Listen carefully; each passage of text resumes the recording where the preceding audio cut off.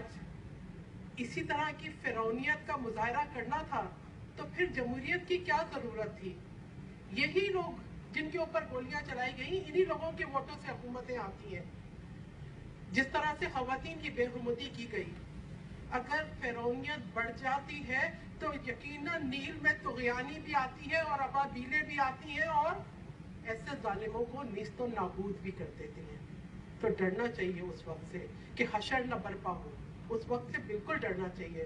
پی آئی اے ایک خوبصورت، ایک شتابناک ماضی کے ساتھ پاکستان کا فخر کل بھی تھا اور آج بھی ہے. جب یہ نیشنل کیریئر فلائی کرتا ہے پاکستان کے فلیگ کے ساتھ تو جس ملک کے بھی ایئرپورٹ پہ اترتا ہے پاکستان کو ریپرزینٹ کرتا ہے. یہاں تو حکومت نے ایک فوریکس کمپنی بنا لی ہے، بیچ دو، پارٹ بائی پارٹ پاکستان کو بیچ دو تاکہ ان کا کاروبار زندگی چلے، ان کے منافع میں اضافہ ہو. مگر یہ حکومت پاکستان کسی ایک شخص کی پراپرٹی نہیں ہے. اگر ہم جمہوریت کی بات کرتے ہیں، جمہوری حکومت کی بات کرتے ہیں تو جمہوری حکومت پاکستان کو اون نہیں کرتی، پاکستان کو سرو کرنے کے لیے آتی ہے. اگر پاکستان کے نام پہ قرضے لیے جاتے ہیں تو وہ کسی حکومت کو ادا نہیں کرنے، وہ پاکستان کے عوام نے ادا کرنے ہیں.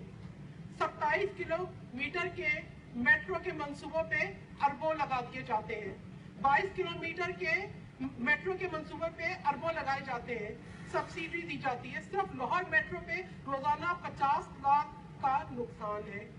سفید ہاتھی بن چکے ہیں وہ منصوبے، لیکن ماس ٹرانزٹ کے منصوبے اہم ہیں.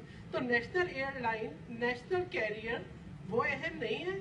اگر اس ایئر لائن کو پرائیویٹائز کیا جائے گا تو کیا وہ جو کم منافع بخش روٹ ہے، کیا گلگت بھی فضائی سروس بحال رہے گی؟ کیا کوئٹہ بھی فضائی سروس بحال رہے گی؟ اور پھر کیوں نقصان میں؟ اور مجھے یہ بھی آج اس بات پہ بھی میں ضرور سامنے لانا چاہوں گی کہ جس طریقے سے فیکٹس اینڈ فگر دیے جا رہے ہیں کہ پی آئی اے کے امپلائیز بہت زیادہ ہیں، تو اس کو پہلے اینالائز تو کریں کہ پی آئی اے کی جو ریلیٹڈ سروس انڈسٹریز ہے، کیٹرنگ سروسز ہے، کلیننگ سروسز ہے، ان کے امپلائیز کو بھی فلائٹ آپریشن کے ساتھ منسلک کیا جا رہا ہے، جبکہ جن ایئر لائن سے ان کا موازنہ کیا جا رہا ہے ان کی کیٹرنگ سروسز، ان کی سروس سپورٹ انڈسٹریز سیپریٹ ہے اور اس کا منافع بھی سیپریٹ ہے، اس کے اخراجات بھی سیپریٹ ہے.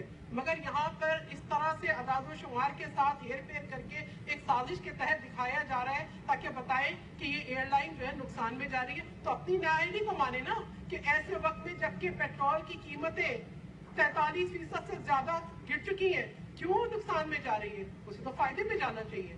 بات یہ ہے کہ آپ نے 2 سال کے اندر جس طرح کی بھرتیاں کی، جن تنخواہوں پہ ان لوگوں کو لگایا اور جن لوگوں کے ہائر کو پی آئی اے جن کے سپورٹ کر دی، جن کے اپنے کانفلکٹ آف انٹرسٹ ہے، تو پھر کیا پی آئی اے چلے گی؟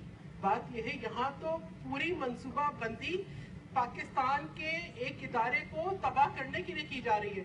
جتنا سمیٹ سکتے ہیں اتنے کم عرصے میں اتنا جو ہے وہ سمیٹ لیا جائے، جتنا جو ہے پیسہ بنایا جا سکتا ہے وہ بنایا جائے. 286 فلائٹس پر ویک ایکسٹرا دی گئی پرائیویٹ ایئر لائنز کو. کیوں؟ پی آئی اے کو تباہ کرنے کی منصوبہ بندی تھی. کیوں اس قسم کی منصوبہ بندی کی جا رہی ہے؟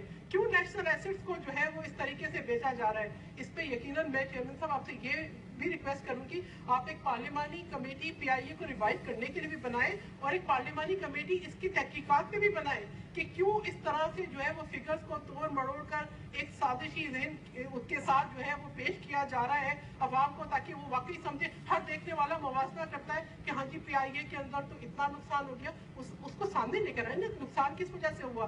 2 سالوں کے اندر جو امپلائیز آئے جن کی بھرتیاں کی گئی ان کی تنخواہیں کتنی ہیں، اور جو بیرون ملک سے 50 لاکھ دے کے لیے جا رہے ہیں کہ پاکستان میں اہلیت ختم ہو گئی ہے. شکریہ چیئرمین صاحب.